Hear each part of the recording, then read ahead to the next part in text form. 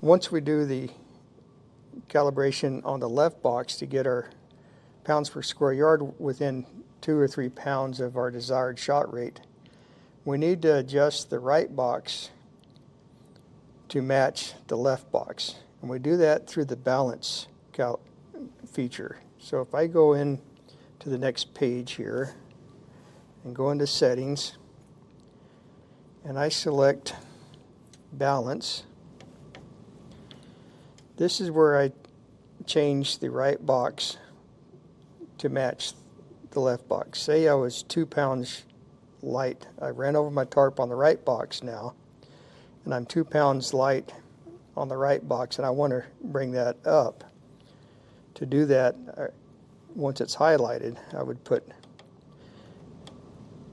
these are percentages.